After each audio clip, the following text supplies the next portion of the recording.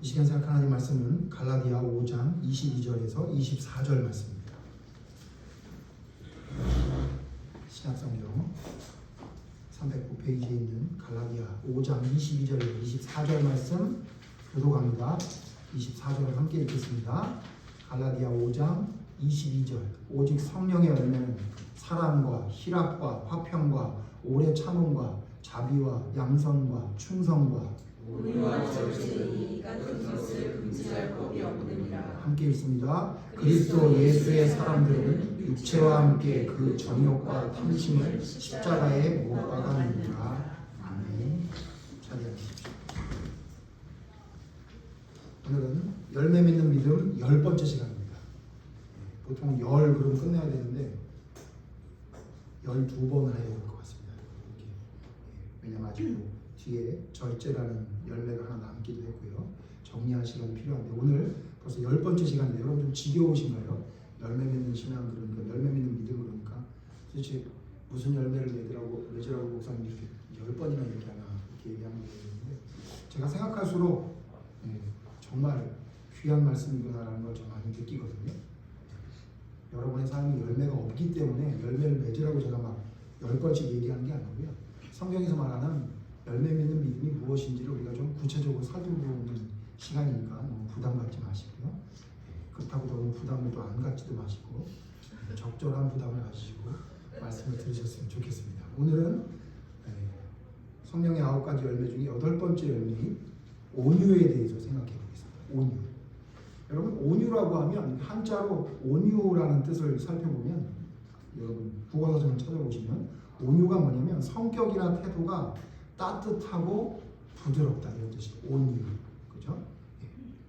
온수할 때 그 온자재입니다. 따뜻하고 좀 부드러운 그런 것을 온유라고 얘기합니다. 그래서 성경에서 말하는 온유를 그렇게만 생각을 한다 그러면 성령의 열매의 온유를 여러분 아마 한 절반, 한 3분의 1밖에 모르는 겁니다. 그래서 오늘 성경에서 말하는 온유라는 것은 세상적인 사람들이 이야기하는 성격이나 태도가 따뜻하고 부드러운 것을 말하는 것인가 아니면 그것보다 더 깊은 의미가 있는지를 성경을 통해 좀 살펴보려고 합니다. 여러분 만약에 온유라고 하는 게 성격이나 태도가 따뜻하고 부드러운 거라고 그러면 어떤 사람이 유리하냐면요 날 때부터 좀 순한 사람들 있잖아요. 우리 집사님네 세 아이들 중에서도 제가 보니까 첫째 아이는 좀 온유하게 태어났어요. 얘는 좀 부드러워요. 물론 시간이 지나면서 그 막내 동생의 그 말도 안 되는 것 때문에 좀 약간 난폭해져 가는 것 같기도 하고 그런데 태생이 좀 온유합니다. 그런 아이들이 있죠. 저희 집에도 보면 제가 좀 어렸을 때 온유한 편이었습니다. 여러분 지금은 좀 상상하지 못할지 모르겠지만 저는 굉장히 온유한 편에 속해 있던 사람이었어요. 왜냐하면 성품적으로 좀 그런 사람이 있어요. 또 그런가 하면 좀 성품적으로 좀 과격하거나 좀 활동적인 사람들이 좀 있죠. 그래서 옆에 있기만 하면 좀 겁나는 사람이 있잖아요. 저도 예전에 우리 이웃집 집사 집에 가면 용재가 좀 겁이 났어요. 왜냐하면 예고하지 않고 막 달려드는 애더라고요. 그래가지고 얘가 얘기 듣기로는 아빠 이도 부러졌던 걸로 막 그냥 와서 들이받는 애 있죠. 그러면 그 아이를 온유하다고는 하지 않잖아요. 근데 그 아이의 성품이 원래 그런 거예요. 그렇잖아요. 그러면 만약에 이 온유라고 하는 성령의 열매가 진짜 세상에서 말하는 그 부드럽고 또 따뜻한 어떤 그런 성품이라고 이야기한다면 그것만 말한다고 하면 누가 유리하냐면 어려서부터 좀 부드러운 아이들이 좀 유리하죠. 그러면 그 사람들은 하나님이 나에게 이걸 은사로 주셨나 보네. 난 태어날 때부터 좀 온유한 편인데 이렇게 생각할 수 있어요. 그런데 성령의 9가지 열매의 온유는 그런 것을 의미하는 것 같지는 않아요. 그러면 성경에서 말하는 온유는 뭔지를 우리가 좀 살펴봐야 될 필요가 있죠. 성경에서 말하는 온유가 왜 중요하냐면 성경 한 구절을 보면 여러분이 깨닫게 될 거예요. 야고보서 1장 21절을 찾아보시죠. 야고보서 1장 21절을 보시면 이렇게 말하고 있어요. 야고보서 1장 21절 다 같이 찾아서 읽겠습니다. 야고보서 1장 21절 시작. 그러므로 모든 더러운 것과 넘치는 악을 내버리고 너희 영혼을 능히 구원할 바 마음에 심어진 말씀을 온유함으로 받으라. 뭐라고 얘기하냐면 하나님의 그 구원의 말씀을 어떻게 받으라고 그랬냐면 온유함으로 받으라고 그랬던 거예요.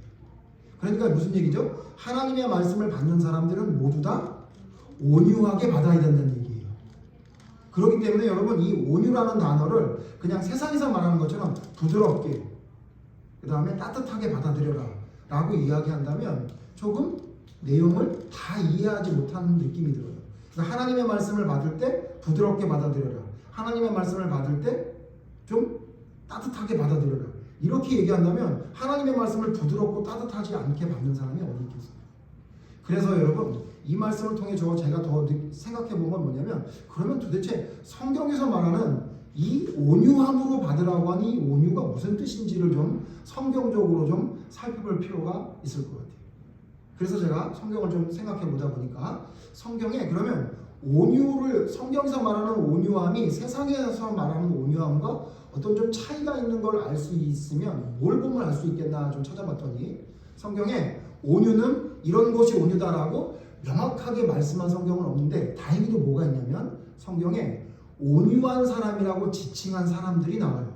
그래서 오늘 그 두 사람을 온유하다고 하는 대명사로 사용된 두 사람을 좀 살펴보면서 그 사람을 보면 성경에서 말하는 온유가 무엇인지 알 수 있겠죠. 왜냐하면 성경이 그 사람은 온유한 사람이라고 불렀다면 그를 그렇게 불렀다면 그 사람의 삶을 보면 무엇이 온유한지를 찾아볼 수 있을 것 같아요. 그래서 제가 성경을 찾아봤는데 여러분 잘 아는 성경에 온유하면 생각나는 사람 누구죠? 우리 지난주에도 살펴봤죠? 누구죠?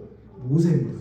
민수기 12장을 보시면 하나님이 우리 지난주에는 충성에 대해서 살펴볼 때 충성된 사람을 이야기할 때 하나님이 뭐라고 그랬죠? 민수기 12장에 충성된 모세 그랬잖아요. 근데 그 바로 앞절에 보면 조금 앞에 보면 민수기 12장 3절에는 이렇게 말하고 있습니다. 다 같이 읽어보죠. 민수기 12장 3절 시작. 이 사람 모세는 온유함이 지면의 모든 사람보다 더하다. 하나님이 갑자기 뜬금없이 모세를 이야기하면서 온유함이 지면의 모든 사람보다 더하다 이렇게 얘기했어요. 이걸 왜 제가 왜 뜬금없다고 얘기했냐면요. 뜬금없는 것처럼 보여요. 왜 그러냐면요. 12장 1절 2절이 3절을 이야기하는 것과 전혀 다른 이야기이기 때문에 그래요. 여러분 민수기 12장 1절 2절이 뭐죠? 갑자기 미리암과 아론이 모세를 반대하기 시작합니다. 여기 좀 제가 좀 과격하게 말하면 미리암과 아론이 모세를 쫓아내려고 해요. 그래서 하나님이 왜 모세에게만 함께하냐? 그리고는 모세의 어떤 약점을 하나 잡아요. 모세가 이방 여인을 취했으므로 그는 하나님이 떠났다. 그런 어떤 이야기가 나와요. 그때 하나님이 그 얘기를 들으시고 3절에 이 얘기를 한 거예요. 여러분 한번 좀 맥락을 한번 보세요. 미리암과 아론이 하나님 모세가 이방 여인을 취했어요. 그러니까 저 사람은 나쁜 사람이에요. 이렇게 얘기했어요. 그러니까 하나님이 그 얘기를 딱 들으시고 뭐랬냐면 모세는 온유한 사람이다 이렇게 얘기를. 좀 이상하지 않아요? 그러니까 누구 편을 들어주신 거죠? 모세 편을 들으신 거죠. 그래서 여러분 잘 아시는 대로 그 모세를 대적했던 미리암이 어떻게 됐죠? 문둥병이 걸려가지고 결국은 나중에 회개한 다음에 돌아올 수 있었잖아요. 그러니까 무슨 얘기냐면 여기 지금 갑자기 모세의 온유함이 지면 모든 사람보다 더하다는 건 모세를 칭찬하기 위해 이야기한 거지만 누구와 비교한 거예요? 미리암과 아론과 비교해서 아니면 다른 모든 사람과 비교해서 모세처럼 온유한 사람이 없다라고 얘기한 거예요. 자 그러면 모세는 어떤 사람이죠? 온유한 사람이죠. 그러면 모세를 살펴보면 성경에서 말하는 온유가 뭔지를 알 수 있죠. 그래서 모세를 살펴봤더니 모세는 세 가지 성품이 성경에 나옵니다. 모세의 세 가지 성품이 있어요. 그래서 이 모세의 세 가지 성품을 종합해 봤더니 성경에서 말하는 온유가 뭔지를 알게 됐는데 제가 그걸 정리했어요. 뭐냐면요. 첫 번째, 성경에서 말하는 온유는 길들여진 성품이에요. 다시 뭐라고요? 길들여진 성품. 자 그러면 제가 지금 모세의 성품이 성경에 세 가지가 나온다고 얘기했는데 그 세 가지를 찾아볼 거예요. 그러면 이 세 가지 성품 중 어떤 성품이 길들여진 성품인지를 여러분이 찾으면 될 거예요. 어렵지 않아요. 이 세 가지 중에 찾으면 첫 번째 찾으면 돼요. 첫 번째 모세의 성품을 짐작할 수 있는 성경이 나와요. 우리가 잘 아는 말씀이지만 오늘 찾아봅시다. 출애굽기 2장 11절에 보면 모세의 성품을 짐작할 수 있는 사건이 나옵니다. 출애굽기 2장 11절. 출애굽기 2장 11절 제가 읽습니다, 여러분. 11절부터 쭉 읽을 거예요. 여러분 눈으로 따라오십시오. 출애굽기 2장 11절. 모세가 장성한 후에 한 번은 자기 형제들에게 나가서 그들이 고되게 노동하는 것을 보더니 어떤 애굽 사람이 한 히브리 사람 곧 자기 형제를 친 것을 본지라. 여러분 아시죠? 모세가 바로의 공주의 아들로 입양이 돼가지고 거기서 자라. 근데 모세는 알고 있었어. 자기가 히브리 사람이라는 것을. 그런데 장성한 후에, 여기 장성한 후라는 나이가 몇 세인지를 우리가 다른 성경을 통해 알 수 있죠. 모세가 장성한 후라는 이 장성한 후에 모세의 나이가 몇 살이었죠? 40세였어. 40세. 그러니까 그냥 청년이 아니라 그냥 어른이었던 거예요. 부록이라고 이야기하는 40세의 때에 모세가 밖에 나가 보니까 자기 백성들을 괴롭히는 사람을 본 거예요. 그래서 여러분 모세가 어떻게 행동합니까? 12절 보죠. 같이 읽죠. 시작. 좌우를 살펴 사람이 없음을 보고 그의 사람을 쳐 죽여 모래 속에 가두니라. 40세의 모세의 성품은 어떤 사람이었냐면요, 자기의 형제를 누가 괴롭히는 걸 보면 가서 쳐 죽인 사람이에요. 자, 하나 물어봅시다. 그러면 이 모세의 성품을 뭐라고 볼 수 있죠? 다혈질, 그죠? 다혈질. 하나만 더 질문할게요. 다혈질인 건 알겠는데, 그러면 이 사람이 계획적인 사람이었습니까? 아니면 즉흥적인 사람이었습니까? 즉흥적인 사람이라는 특징이 뭐죠? 12절. 다시 보죠. 12절. 즉흥적이라는 사람, 다혈질이면서 즉흥적이었던 사람이라는 증거가 12절에 나와요. 다시 읽어보죠. 시작. 좌우를 살펴 사람이 없음을 보고 그 애국 사람을 쳐 죽여 모래 속에 감춰. 만약에 계획적인 사람이었다면 이 사람을 죽여서 모래에다가 묻어놓지 않았겠죠. 그렇죠? 모래에 묻었다는 건 뭐예요? 즉흥적이었다. 아무 계획 없었던 거예요. 그냥 나와서 보니까 내 백성을 괴롭히네? 죽여야 되겠다. 그리고 죽인 거예요. 그리고 어떻게 돼요? 아무 계획 없이 어떻게 해요? 모래에다가 시체를 숨겼어요. 여러분 이건 초등학교 애만 돼도 아마 알 이야기잖아요. 모래 속에 숨겨놓으면 그 시체를 못 찾겠습니까? 바람만 불어도 찾게 생겼는데. 그러니까 이거 뭐죠? 여러분 40세의 모세는 어떤 성품이었냐면 어떤 성품이었죠? 즉흥적이었고 아주 다혈질. 자기가 어떤 부분이 생기면 그걸 바로 표출해야 되는 사람이었어요. 왜 그랬을까요? 그렇게 길들여져서 그래요. 왜 그러죠? 모세는 40세가 될 때까지 뭐에 길들여 있었죠? 왕궁에서의 삶에 길들여 있었어요. 그럼 여러분 아무리 자기가 입양된 자식일지라 할지라도 여러분 왕자의 신분을 가지고 있는 사람인데 40년 동안 자기가 생각하고 느끼는 대로 마음대로 표출하고 살아도 아무 문제가 없었던 거죠. 계획적일 필요도 없었던 거예요. 내가 그냥 생각나는 대로 행동하고 말해도 아무 문제가 없었던 거죠. 그게 모세였어요. 뭐에 길들여진 거죠? 왕궁의 삶에 길들여진 성품이었어요. 자, 제가 모세의 성품이 세 가지가 있다고 했어요. 첫 번째 성품이 이거예요. 뭐죠? 왕궁에 길들여진 모세의 성품. 자, 이게 성경에서 말하는 온유일까요? 아니죠. 여러분 뭐 금방 아시죠. 자, 두 번째 성품이 나옵니다. 그래서 결국은 이 살인을 저지르고 모세가 어디로 도망가죠? 미디안이라는 땅으로 도망가요. 자, 미디안 땅으로 도망간 다음에 모세의 성품이 변한 것 같아요. 출애굽기 4장을 보세요. 출애굽기 4장 12절 보겠습니다. 출애굽기 4장 12절 제가 읽을게요. 출애굽기 4장 12절. 이제 가라. 내가 내 입과 함께 있어 할 말을 가르치리라.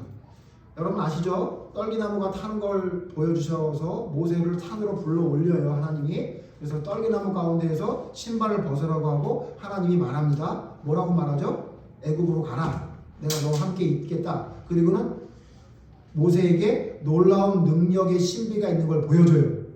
예? 그리고는 모세에게 가라 그런 거예요. 근데 갑니까 안 갑니까? 안 가요. 13절 보세요. 모세가 이르되 오 주여 보낼 만한 자를 보내소서. 그러니까 못 간다 그래가지고 내가 너와 함께 있겠다. 세상 모든 만물을 창조한 게 나인데 내가 너와 함께 있겠다고, 내가 너를 보호해 줄 거다 아무리 얘기해도 심지어 못 믿겠다고 해가지고 막 지팡이가 뱀이 배고 뱀의 꼬리를 잡으니까 지팡이로 변하고 손에 품을 넣었다가 빼니까 막 문둥병이 발발하고 또 또 다시 넣었다 빼니까 손이 멀쩡해지고 라는 그런 놀라운 이적을 보여줬단 말이에요. 그래도 못 간다 그러니까 하나님 화가 나셨어요. 14절 읽어보세요. 시작. 여호와께서 모세를 향하여 노하여 이르시되 내 사람 너희 하나님이 이스라엘을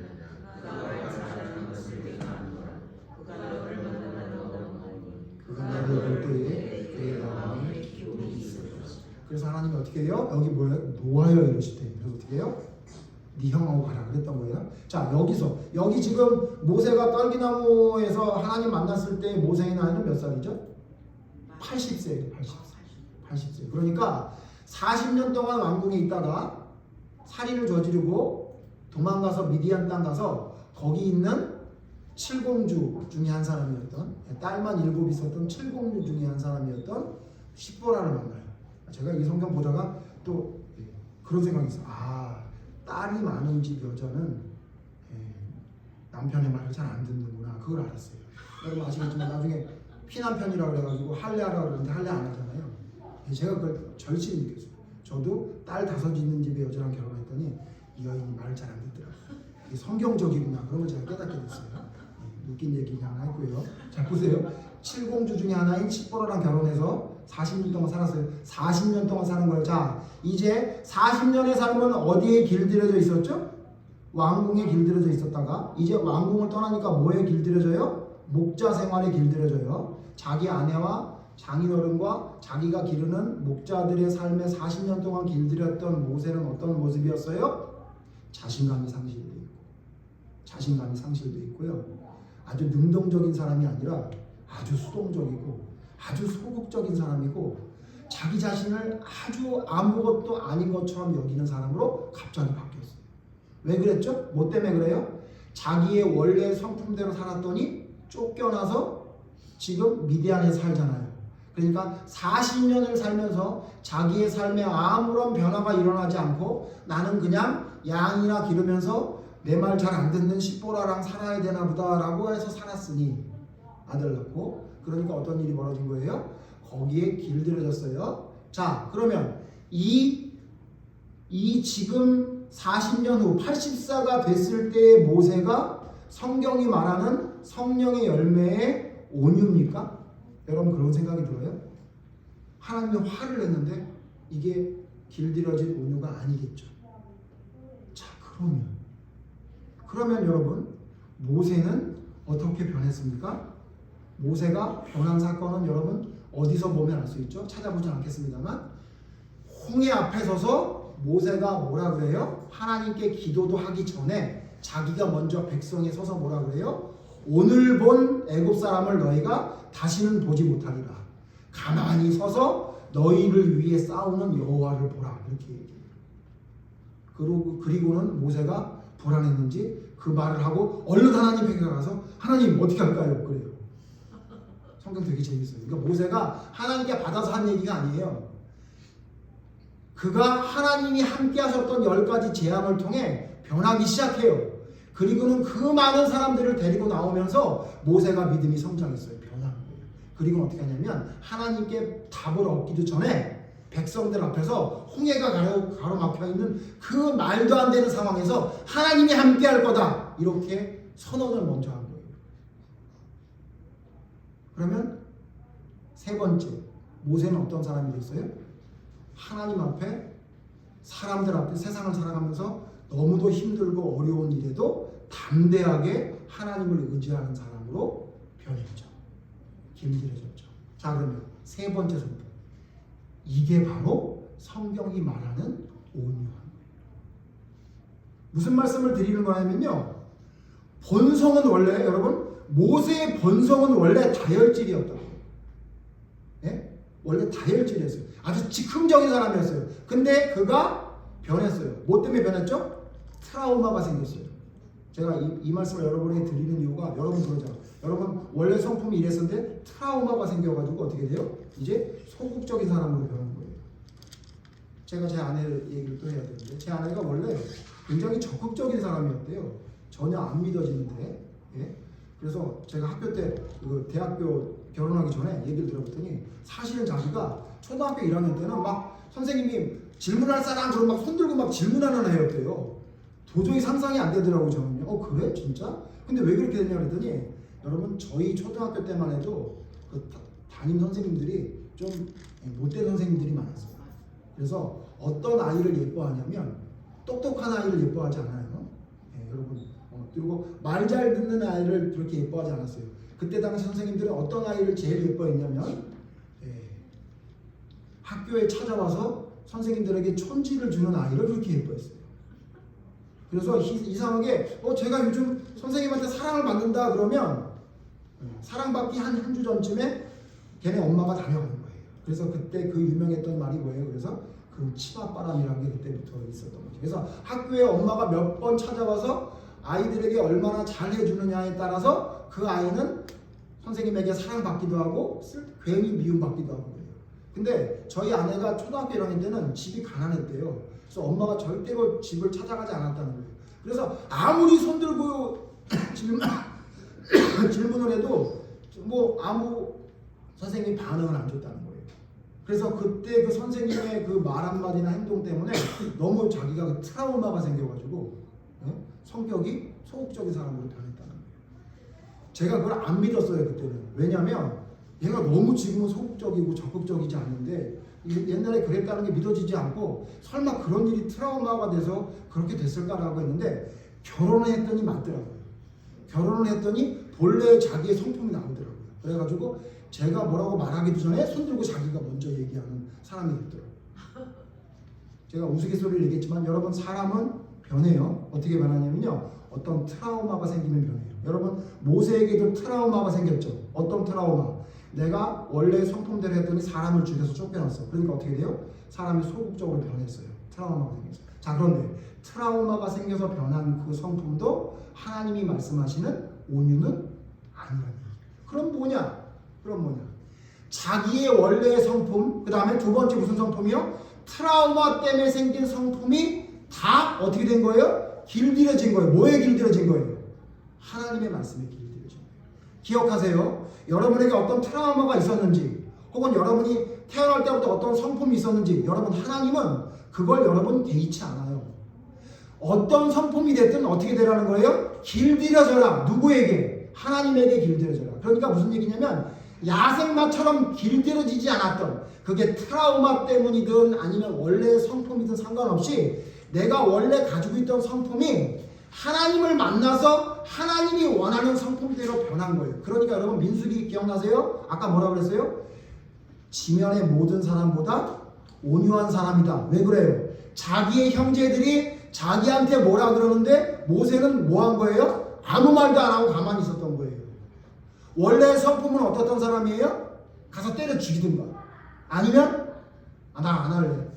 나 이제 그만할래. 형제들도 나를 하지 말라고 그러는데 나 그만할 거야. 그리고 그만둬야 될 트라우마가 생긴 성품도 아니라 어떻게 한 거예요? 하나님을 의지하고 하나님이 해결해 줄 것을 알고 하나님께 나와 부르짖는 사람이 된 거예요. 여러분 그게 온유예요. 여러분 온유가 그냥 온순하고 부드러운 성품만 말하는 게 아니에요. 물론 그런 의미가 온유에 담겨 있죠. 그러나 성경에서 말하는 온유는 뭐냐면 내 원래 가지고 있는 성품 혹은 어떤 트라우마 때문에 살면서 내게 생긴 성품이 하나님의 말씀으로 길들여지는 거예요. 그래서 내가 이 상황엔 화가 나서 주먹질을 해야 될 사람인데 가만히 있게 되는 거예요.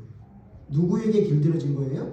주인에게 길들여진 거예요. 야생마가 주인에게 길들여지듯 나의 원래 성품이 뭐가 됐든 간에 그것이 하나님의 성품으로 변해지는 거예요.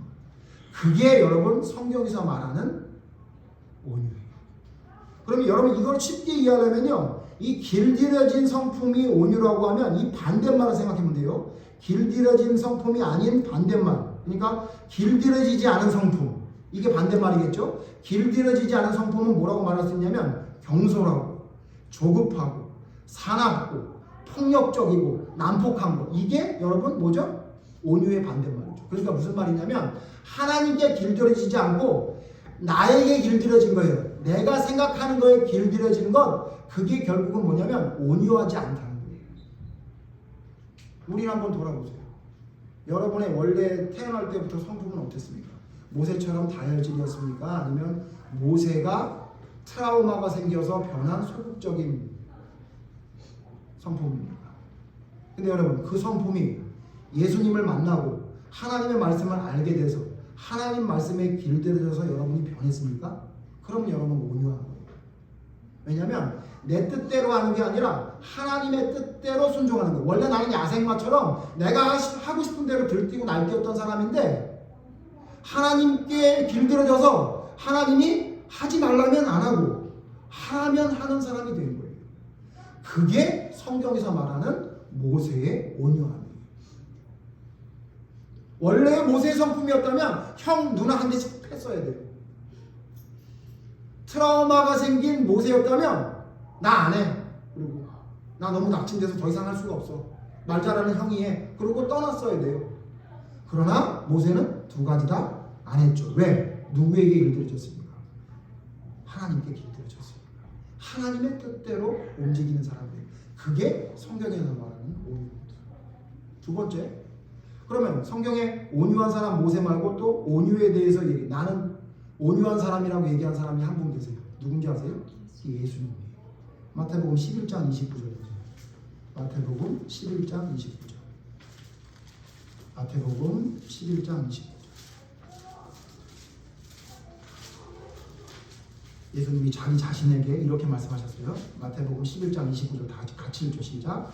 나는 마음이 온유하고 겸손하니 나의 멍에를 메고 내게 배우라. 그리하면 너희 마음이 쉼을 얻으리라. 뭐 이거 앞뒤 말이 무슨 말인지 이걸 하려는 게 아니고요. 예수님 스스로를 예수님이 뭐라고 해서 나는 마음이 온유하고 겸손하니. 여러분 그래서 온유와 가장 비슷한 말이 겸손이에요. 두 말은 항상 쌍둥이처럼 따라다니는 거거든요. 예수님 뭐라냐면 나는 마음이 온유하고. 자 그러면 예수님이 어떤 분이라는 거예요? 성경에서 말하는 성령의 9가지 열매 중 8번째인 온유라는 열매를 제일 많이 가지고 계신 분이시겠죠. 그럼 여러분 뭘 살펴보면 돼요? 예수님의 온유를 살펴보면 돼요. 그죠? 아까 모세를 살펴봤는데 모세도 대단하지만 예수님의 온유함을 살펴보면 돼요. 여러분 예수님의 온유함을 살펴볼 수 있는 여러분 사건이 있어요. 안 찾아볼게요. 여러분 잘 아시잖아요. 예수님의 온유함을 살펴볼 수 있는 사건이 뭔지 아세요? 예수님을 잡으러 왔을 때 옆에 있는 베드로가 칼을 빼들고 잡으러 온 사람 말고의 귀를 베요. 그때 예수님 뭐라 그래요? 귀를 붙여주시면서 베드로에게 베드로야 칼 집어넣어. 너 칼로 흥한 자는 칼로 망한다. 그리고 예수님 뭐라 그래요? 뭐라 그러죠? 내가 마태복음 찾아봐야 돼요. 같은 마태복음이니까 얼른 찾아보세요. 마태복음 26장 마태복음 26장 53절 같이 읽죠. 마태복음 26장 53절 시작. 너는 내가 내 아버지께 구하여 지금 12군단 더 되는 천사를 보내시게 할 수 없는 줄을 아노라. 뭐라 그런 거예요? 베드로야 너 네 그 칼 하나라도 걔 죽이려고 그러는데 야 내가 이거 못해서 내가 지금 잡혀가는 줄 아냐? 내가 지금이라도 명령하면 천사들 12군단이 내려와서 싹 썰어버릴 수 있어. 이렇게 얘기한 거예요. 그리고 여러분 요 똑같은 이야기인데 요 잡히기 전에 겟세마네 동산에 기도할 때 예수님 뭐라고 기도했죠? 나 이거 좀 지나가게 해주세요. 근데 뭐라고 그랬어요? 지나가는 게 하나님의 뜻이 아니라면 어떻게 하는 거예요? 나의 원대로 하지 마시고 아버지의 원대로 해주세요. 이렇게 얘기했잖아요. 여러분 이 두 말씀을 보면 예수님의 온유가 뭔지 알아요. 이거 제가 정리했어요. 뭐라고 정리하면 두 번째예요. 여러분 성경에서 말하는 온유는 뭐냐면요. 통제된 능력이에요. 다시 통제된 능력. 자 무슨 얘기냐면 능력이 없어서 내가 안 하는 게 아니라 능력이 있는데 안 하는 거예요. 내가 겟세마네 동산 십자가 이거 안 지면 여러분 예수님이 십자가를 안 지면 큰일 나죠. 우리는 큰일 나요. 근데 하나님 편에 볼 땐 큰일 나요, 안 큰일 나요? 좀 제가 좀 망령된지 모르지만 이렇게 한번 제가 추측을 해봤어요. 이렇다고 칩시다. 예수님이 이 땅에 이 인간의 몸으로 오셨는데 겟세마네 동산에 도저히 못 죽겠어. 그래서 하나님 나 이거 못 죽어요. 나 이거 못 할 거예요. 나 못한다고요. 나 무조건 안 할 거예요. 그리고 만약에 예수님이 안 하고 그냥 갑자기 하늘로 올라가 버리셨어요. 그렇다고 가정을 해봅시다. 그럼 큰일 났죠. 뭐가 큰일 났죠?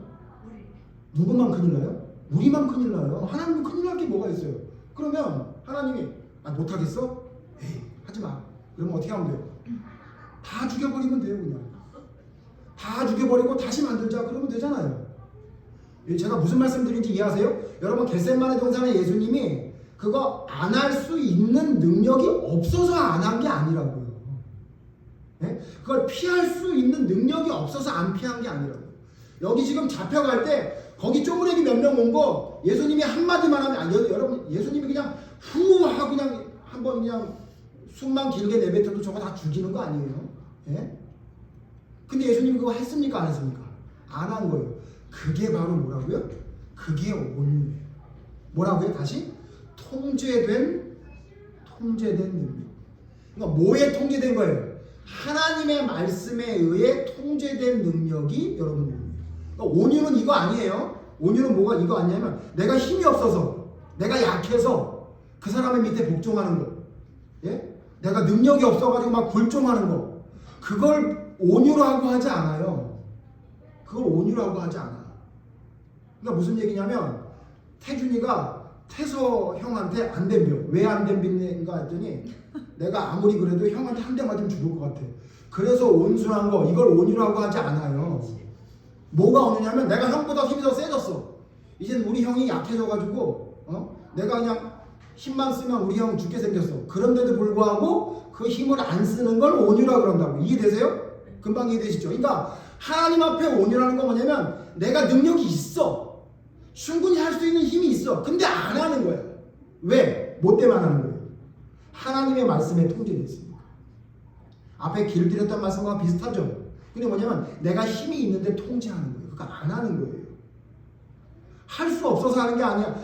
내가 어쩔 수 없이 힘이 없어서 그러는 게 아니라 하나님의 말씀에 의해 통제되는 거예요. 그래서 여러분 그러면 반대말이 뭐죠? 온유의 반대말은 통제되지 않은 능력. 통제되지 않은 능력을 한마디로 뭐라 그래요? 그걸 교만이라고 해요. 하나님의 말씀에 의해서 통제되지 않고 내가 있는 능력을 마음대로 쓰겠다. 그걸 뭐라 그러냐면 그걸 교만이라고 해요. 그래서 여러분 온유의 반대말은 뭐냐면요. 난폭함이 아니라요. 사실은 온유의 반대말 중에 가장 적절한 말이 뭐냐면 교만이에요. 그러니까 나 하나님 말씀에 길들여지지 않을래. 난 내 마음대로 할래. 나 하나님 말씀에 통제되지 않을래. 나 내가 생각하는 대로 할래. 내가 능력이 있으니까 내 마음대로 할래. 그게 여러분 뭐냐면요. 그게 교만이고 그게 온유하지 않은 거예요. 그러니까 성경에서 말하는 온유라는 건 그런 의미예요. 그러니까 마음이 온순해지고 내가 너무 내 남편이나 내 친구나 내 아내나 내 친구들에게 너무 과격하게 했네. 내가 좀 성품을 좀 수그러뜨려서 좀 부드럽게 말해야 되겠다. 여러분 그것도 하셔야 되는데요. 성경에서 말하는 성령의 열매가 그 정도의 열매가 아니라고요. 뭐냐면요. 내가 충분히 능력이 있는데 하나님의 말씀으로 통제당하는 거예요. 내가 충분히 옛날 성격이 남아있어서 그대로 살 수 있음에도 불구하고 하나님의 말씀에 철저하게 길들여지는 사람이 되는 거예요. 그게 성경에서 말하는 온유가. 우리를 돌아봅시다. 우리 어때요? 온유한가요? 물론 어떤 사람은 태생부터 좀 성격이 좀 온유한 사람이 있을 수 있어요. 그러나 그건 세상적인 온유고요. 그래서 여러분 성령의 열매인 온유가 아까 처음 뭐라 그랬죠? 하나님의 말씀을 어떻게 받아들여요? 온유함으로 받아들이라. 무슨 얘기요? 야고보서 1장에 말하는 얘기가 뭐예요?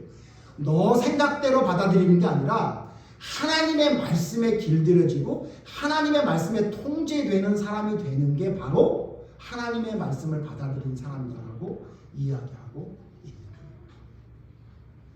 마지막으로 여러분, 그러면 하나님의 말씀에 통제되고 길들여진 사람과 그렇지 않은 사람을 성경에 찾으면 되죠. 그래서 마지막으로 제가 예를 들어드리고 마칠게요. 근데 여러분 불행하게도 이번에는 하나님의 말씀에 길들여지고 통제된 사람과 하나님의 말씀에 길들여지지 않고 하나님의 말씀에 통제되지 않은 사람이 같은 사람이에요. 성경에 같은 사람이 어떤 때는 하나님에게 길들여지고 통제가 되는 사람이었는데 어떤 때는 하나님께 통제가 안 되고 길들여지지 않은 사람이 성경에 나와요. 그게 누구냐면 아사왕이에요. 아사왕. 성경 찾아보죠. 역대하 15장을 보세요. 역대하 15장에 보면 아사왕이 나와요. 여러분 아사왕은 남유다의 왕 중에 선한 왕을 뽑으라 그러면 한 5명 중에는 뽑힐 만한 선한 왕이에요. 굉장히 큰 개혁도 많이 했고 하나님께 칭찬받은 왕이기도 해요. 그래서 여러분 역대하 15장을 보면요.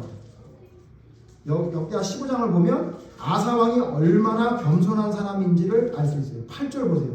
역대하 15장 8절 읽죠. 시작. 아사가 이말 곧 선지자 다윗의 예언을 듣고 마음을 강하게 하여 가지는 물건들을 남다가 베냐민 모든 땅에서 없애고 또 에브라임 산지에서 빼앗은 성읍들에서도 없애고 또 여호와의 당신 앞에 있는 여호와의 제단을 제거하라. 뒤에도 많이 있는데 자 여기 뭐라고 나오냐면 아사가 오뎃의 여기 뒤에 보면 오뎃의 아들 아사랴에게 근데 아버지 이름을 아들이 쓰기도 하니까 오뎃의 아들 아사 15장 1절 보면 하나님의 영이 오뎃의 아들 아사랴에게 임함에 그랬단 말이에요. 오뎃의 아들 아사랴 오뎃이라고 해도 되고 아사랴라고 해도 돼요. 어쨌든 아사랴 선지자의 말을 듣고 갑자기 뭐 했냐면 마음을 강하게 먹고 하나님이 말씀하신 대로 가증한 물고 우상을 다 없애고 다 그랬다는 거예요. 자 근데 이 사건을 알려면요 14장 사건을 알아야 돼요. 14장에 무슨 일이 있었냐면 여러분 이 15장에 아사가 선지자 말을 들은 게 어떤 상황이냐면 전쟁을 앞두고 혹은 하나님의 말씀을 들으면 하나님이 전쟁에 나가면 이긴다고 했던 상황이 아니에요. 14장을 보면 갑자기 구스에서 100만 대군이 쳐들어와요. 그때 아사 왕이 하나님께 기도해요. 뭐라고 기도하냐면 하나님 저들은 사람을 의지하는데 사람을 의지하는 자가 하나님을 의지하는 자를 이기지 못하게 해주세요 라고 하나님께 기도해요. 여호사밧이. 자 100만 대군이 쳐들어왔는데 아사가 어떻게 해요? 하나님 앞에 나가서 기도해요. 뭐라고? 하나님의 능력으로 저 100만 대군 사람을 의지하는 사람을 이기게 해주세요. 기도해요. 그랬더니 어떻게 해요? 이겼어요. 뭐 때문에 이긴 거예요? 기도 때문에 이겼어요. 아사의 기도 때문에 하나님이 아사의 기도를 선하게 여기셔서 이기게 해주셨어요. 그래가지고 여러분 그래 14장 마지막 보세요. 14절 보면 여호와께서 그날 사면 모든 성읍 백성을 두렵게 하시니 무리가 그의 모든 성읍을 치고 그 가운데에 있는 많은 물건을 노략하고 또 짐승 지키는 천막을 치고 양과 낙타를 많이 이끌고 예루살렘으로 돌아갔다. 여러분 100만 대군이 왔는데 100만 대군을 물리치고 거기 있는 물건들을 전부 가지고 돌아온 거야. 그때 오뎃의 아들 아사랴가 나가서 하나님의 말씀을 전한 거예요. 뭐라고 전했는지 아세요? 3절 보세요. 3절. 제가 지난주에는 사무엘서를 읽으라고 했는데 여러분 사무엘서를 읽으면서 드라마보다 재밌다는 걸 여러분 느끼셨을 거 아니에요. 목사님 말을 하나님 말씀처럼 여러분 들으시는 분이 집에 가서 사무엘서를 얼마나 열심히 읽으셨겠어요. 예? 이번 주에는 제가 또 말씀을 드릴게요. 이번엔 어디를 읽어요? 역대하를 읽으세요. 얼마나 재밌는지 몰라요. 다음 주에 시험 보겠습니다. 읽으세요 좀 제발 좀 읽으라고. 얼마나 재밌냐면 여기 여러분이 안 읽으니까 이걸 제가 읽어야 되잖아요. 3절 보세요. 3절 15장 3절 읽으세요.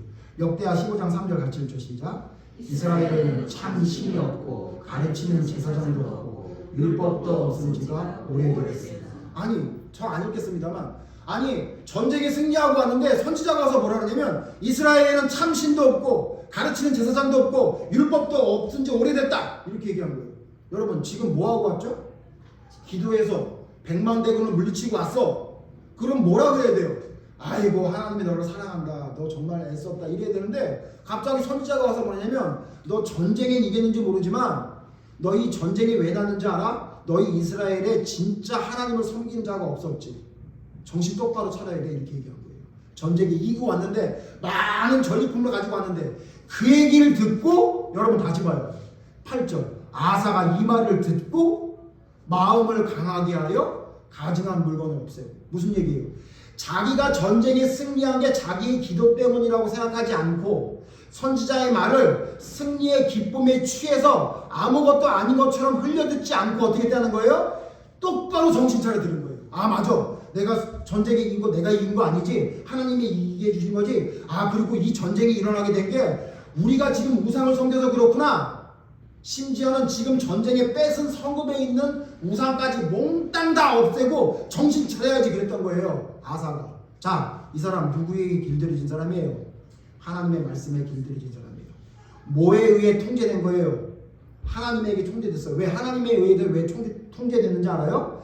아사가 성품이 그렇게 좋은 사람이 아니에요. 지금 좀 이따 보겠습니다만 여러분 아니 승리하고 왔는데 나한테 뭐라 그래? 야 선지자 너 지금 승리하고 왔다고 왜 나한테 뭐라 그래? 충분히 이렇게 말할 수 있는 성품인 사람이 아사였다고요. 근데 자기의 능력과 자기의 성품이 하나님에 의해 길들여지고 통제되어져요. 그러니까 그 말을 고깝게 듣는 게 아니라 감사합니다 그러고는 실천했던 거예요. 그랬는데 16장 보세요. 16장 1절 보면 아사왕 제36년에 한참 지난 거예요.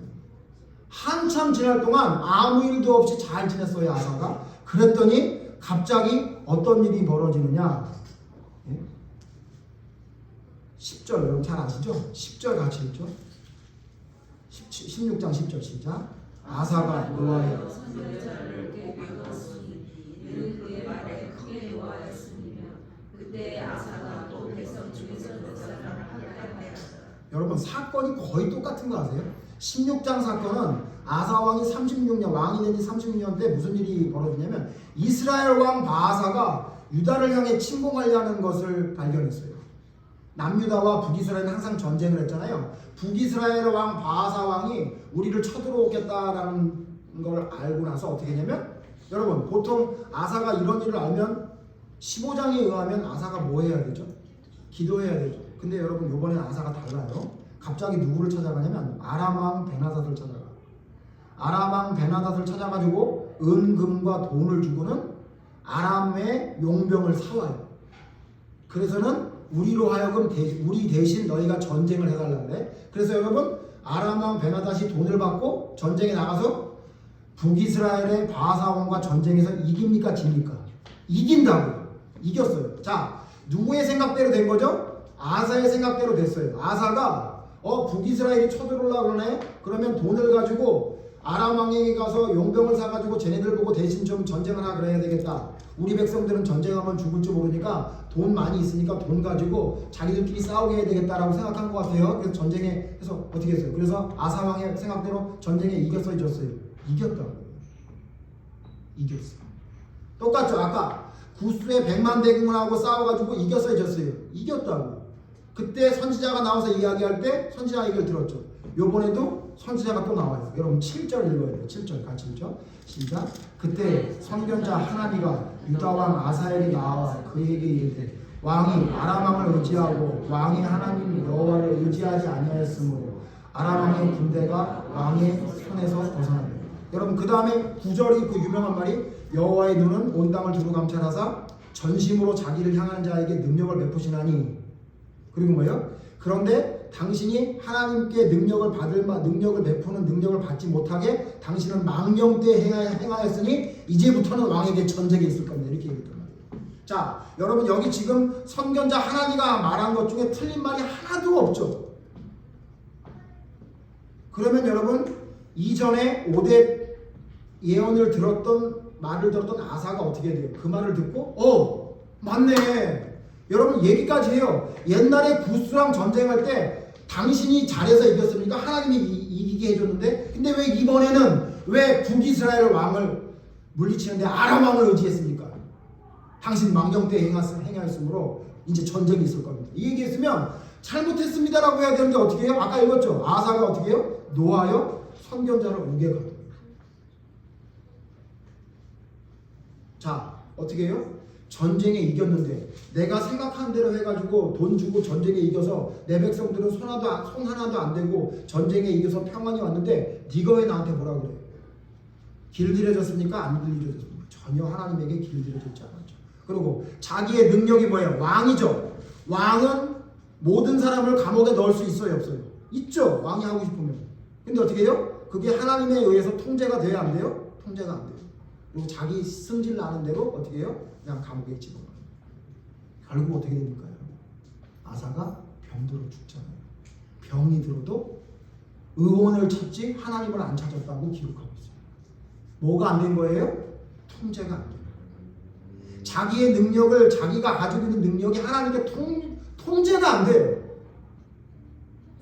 여러분 어떤 사람의 관계가 좋다는 건 뭘 의미하는지 아세요? 부부지간이 사이가 좋잖아요. 그 사람들이 뭐가 잘 되는 건지 아세요? 남편이 잘생겨서? 아내가 예뻐서? 아니면 남편이 돈을 잘 벌어서? 아내가 반찬을 많이 만들어서? 아니에요, 여러분. 잘 보세요. 자기의 능력을 통제해요. 자기의 능력이 있음에도 불구하고 그걸 능력을 다 발휘하지 않는다고. 내가 짜증나고 답답한 게 있는데 이 얘기를 안 하는 거예요. 왜? 저 사람을 위해 내가 통제되어 주는 거예요. 그럴 때 사이가 좋아지는 거예요. 여러분, 친구 사이에 왜 친구 사이가 돈독해지죠? 나에게 원하는 것만 저 사람이 다 맞춰주기 때문에 친구가 됩니까? 그건 여러분 종이죠. 어떤 거예요? 내가 기분이 나쁜 게 있어도 저 친구를 위해 내가 어떻게 길들여지고 통제되어 주는 거예요. 익숙하게 되는 거예요, 서로에게. 그게 여러분 세상에서도 말하는 온유함이잖아요. 근데 하나님을 믿는다는 사람들이 어떤 사람이냐면 아사왕처럼 어떤 때에는 하나님에 의해서 너무너무 통제가 잘 돼요. 제가 오데세 아들 아사리였으면 좀 마음이 두근두근 했을 것 같아요. 아니, 전쟁에 승리해가지고 막 축제 분위기로 오고 있는데 거기에다가 이스라엘은 참신도 없고, 여러분 이런 얘기를 하면 얼마나 두렵겠어요. 그런데 여러분 그 얘기를 아사가 100%다 수용해요. 하나님의 말씀입니다. 그런데 하나님을 의지하지 않고 지 멋대로 용병 돈 주고 사가지고 전쟁에 이겨놓고 그게 뭐 대단하다고 선지자가 하는 말을 듣기 싫다고 선지자를 감옥에 집어넣는 거예요. 여러분 정리합시다. 마칩시다. 여러분 성경이 말하는 온유는 뭐죠? 제가 두 가지로 정리해드렸어요. 하나님께 길들여지는 거예요.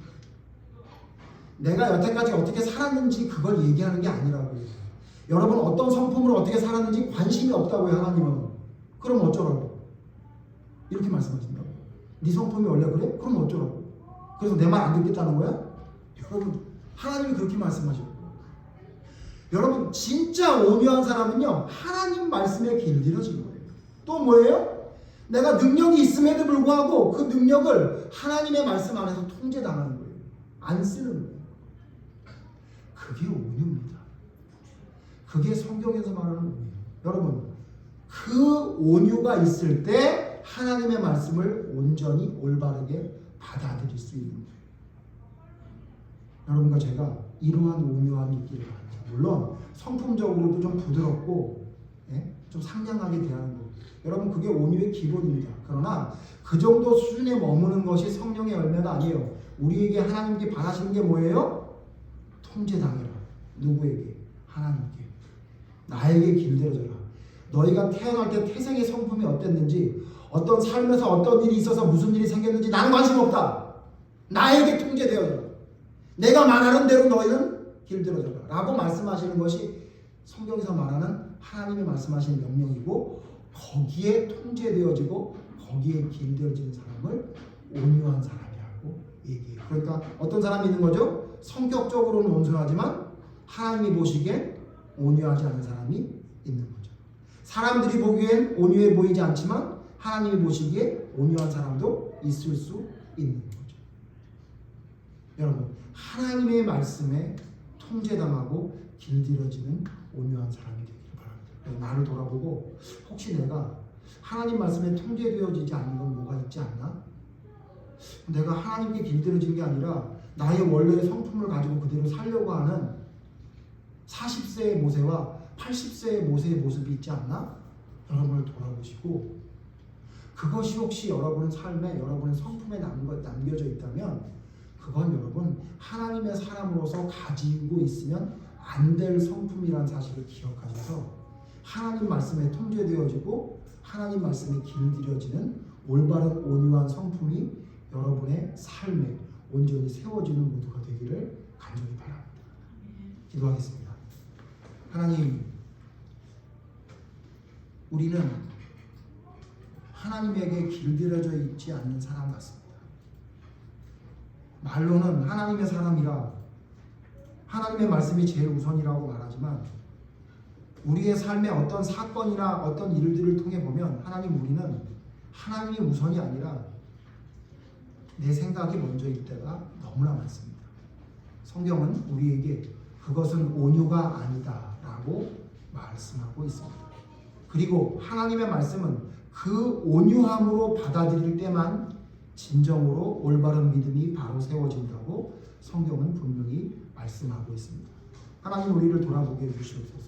우리는 하나님 말씀에 길들여져 살아가고 있습니까? 하나님, 우리는 하나님의 말씀에 통제되고 있습니까? 아니면 아직도 여전히 내 성품이 하나님의 말씀보다 우선입니까? 아니면 하나님의 말씀에 통제되는 게 아니라 내 생각에 통제되어 가는 삶을 아직도 살고 있는 것은 아닙니까? 하나님 나를 돌아보게 하셔서 우리에게 온전한 온유가 믿음에 온전히 꼽힐 수 있는 삶을 살아가는 자리가 될 수 있도록 인도해 주시옵소서. 그러기 위해 하나님 말씀에 길들여진 성품이 되기를 원합니다. 하나님 말씀 앞에 무릎 꿇려지는 우리의 성품이 되어질 수 있도록 도와주시옵소서. 또한 하나님 말씀에 통제되어지는 사람으로 살아가기를 원합니다. 내 뜻대로 내 생각대로 행동하는 가볍고 오만한 자가 되지 않게 하시고 하나님 말씀에 통제되어지는 믿음의 삶을 살아가는 자가 되게 해주시옵소서. 하나님 앞에 온전한 온유가 있지 않으면 우리는 교만한 자로 하나님께 버림받은 자가 될 수 있다는 사실을 두렵고 떨림으로 하나님의 말씀을 기억하게 하셔서 주님의 말씀에 온전히 순종할 수 있는 올바른 온유가 우리의 삶에 온전히 세워질 수 있도록 모세와 같은 온유와 예수님과 같은 온유가 우리의 삶에 온전히 세워질 수 있는 올바른 믿음의 사람으로 설 수 있도록 하나님 이끌어 주시옵소서. 예수님 이름으로 기도드립니다.